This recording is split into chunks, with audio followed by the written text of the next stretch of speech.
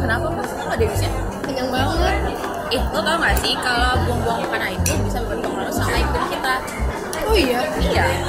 Makanya habisin makanannya. Gue udah kenyang banget. Yaudah deh, besok-besok gue makannya dikit aja kali ya, biar habis. Sobat TVUI pernah nyisain makanan lalu membuangnya?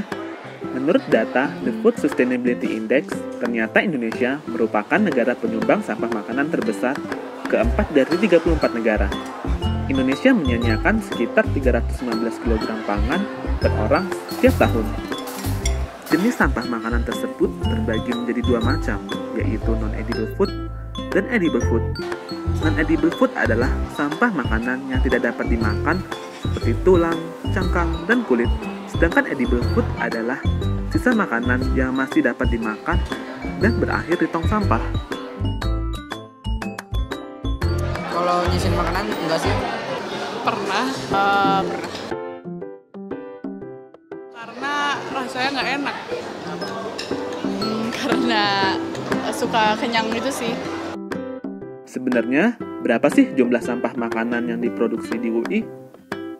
Yang tinggi adalah sampah organiknya sekitar 60%, tapi edible food waste-nya sudah cukup rendah.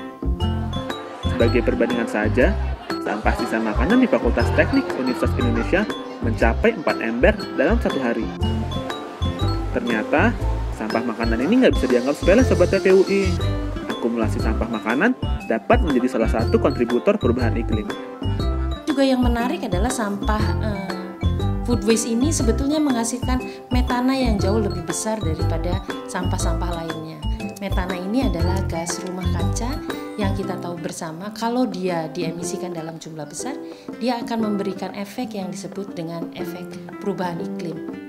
Sadar akan bahaya metana yang dihasilkan minyak dan lemak sisa makanan, sejumlah dosen Fakultas Teknik Universitas Indonesia pun memanfaatkan sisa makanan untuk memproduksi energi. Cara lain pemanfaatan sampah organik di UI adalah mengolahnya dengan cara pengomposan. Dan kemudian sampah organik ini sebetulnya kalau di UI juga sudah dilakukan proses lain dalam bentuk penelitian, yaitu proses pengomposan. Dan harus terus didorong oleh UI karena kompos ini sebetulnya bukan hanya bisa dimanfaatkan sebagai pupuk organik, sebagai organic fertilizer, tapi juga sebagai material lain. Misalnya material absorban untuk beberapa jenis polutan, lalu juga bisa dikembalikan kepada landfill sebagai material penutup untuk menutup dan mengurangi jumlah metana yang diemisikan ke udara. Beberapa fakultas juga mengeluarkan kebijakan bagi para pedagang di kantin agar menyiapkan makanan dagangan mereka dari rumah, sehingga dapat mengurangi jumlah sampah makanan yang diproduksi di area kampus. Manajemen pengolahan sampah, jadi di sini tuh setiap pedagang harus memilah, terus dia nggak masak di sini gitu. Dari rumah tuh udah dibersihin, jadi di sini cuma ini aja, tinggal manasin kayak gitu. Sisa makanannya dibuang ke tempat sampah yang udah disediain. Sobat TVUI, kita sebenarnya turut berkontribusi dalam mitigasi perubahan iklim loh. Jadi, sebagai mahasiswa yang terdidik, sangat perlu mengedepankan etika untuk tidak membuang sisa makanan.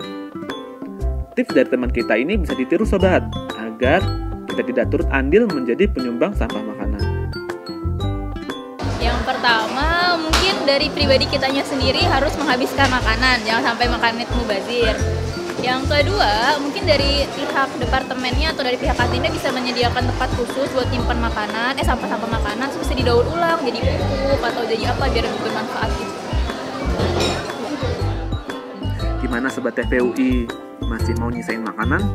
Yuk jadi agen perubahan dengan mulai dari tidak menyisakan makanan.